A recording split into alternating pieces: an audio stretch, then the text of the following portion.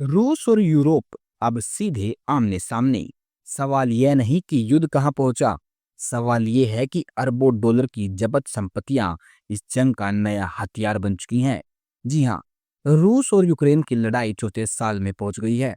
जब युद्ध शुरू हुआ था, पश्चिमी देशों ने रूस पर भारी प्रतिबंध लगाए थे और उसकी सैकड़ों अरब डॉलर की संपत्तियां जब्त कर ली। अब वही संपत्तियां यूक्रेन को देने की तैयारी है और यही है असली टकराव की शुरुआत। यूरोपीय संघ बकायदा प्रक्रिया बना रहा है। ब्रिटेन और अमेरिका भी आगे बढ़ चुके हैं। कहा जा रहा है कि 300 से 350 अरब डॉलर की रूसी संपत्ति हमेशा के लिए रूस से छीनी जाएगी और इसी धन से खरीदे जाएंगे हथियार, दी जाएगी यूक्रेन को आर्थिक मदद, ताकि यह युद्ध और लंबा चल सके। रूस का गुस्सा खुलकर सामने आ गया है। उसने चेतावनी दी है, जो देश रूसी संपत्ति को खत्म करने का कार्य करेगा, भविष्य में वह रूस के निशाने पर होगा। यह केवल बयान नहीं है, बल्कि उन देशों के लिए सीधी धमकी है जो इस प्रक्रिया में शामिल होंगे।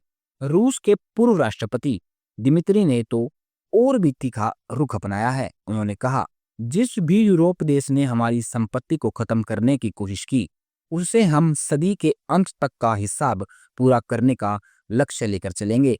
उनका यह बयान सभ्य भाषा में जरूर था, लेकिन असल में यह सीधा अल्टीमेटम है। दिमित्री ने आगे लिखा, रूसी संपत्ति की अन्यायपूर्ण तरीके से जब्ती और अब उसे बेचने की कोशिश रूसी संपत्ति की चोरी है। इसे बर्दाश्त नहीं किया जाएगा। रूस न्यायालय के जरिए और उनके बाहर हर हाल में न्याय प्राप्त करेगा। यूरोपीय देशों का कहना है कि यूक्रेन की तबाही और वहां हुई जनहानि के लिए रूस जिम्मेदार है, इसलिए उसकी संपत्तियों से ही मुआवजा और मदद दी जाएगी। यूरोपियन कमीशन की अध्यक्ष उर्सुला वॉन डेर लियन ने भी प्रक्रिया तेज करने का प्रस्ताव रखा है। यह टकराव ऐसे वक्त पर बढ़ रहा है जब युद्ध पहले ही चौथे साल में पहुंच चुका है। रूस लगातार चेतावनी दे रहा है कि यूक्रेन को दी जा रही बैकडोर सहायता तुरंत बंद होनी चाहिए, लेकिन यूरोप और अमेरिका पीछे हटने को तैयार नहीं है। यही वजह है कि जब संपत्तियों पर यह खींचतान अब केवल आर्थिक विवाद नहीं, बल्कि आने वाले समय का सबसे बड़ा राजनीतिक और सैन्य टकराव बन सकती है। तो सवाल ये है, क्या जब्त की गई रूसी संपत्तियों को यूक्रेन को देना न्याय है, या फिर यह सीधे सीधे किसी और बड़े संघर्ष की शुरुआत? आपके हिसाब से कौन सही, कौन गलत? यह जंग अब सिर्फ मोर्चों पर नहीं, बल्कि पैसों और संपत्तियों पर भी लड़ी जा रही है।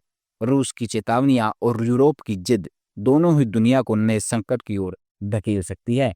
आप अपनी राय जरूर साझा कीजिए। कमेंट में लिखें कि आपको यह कदम सही लगता है या खतरनाक। और हाँ, ऐसी ही गहरी और सिनेमैटिक रिपोर्ट्स देखने के लिए चैनल को सब्सक्राइब करना न भूलें।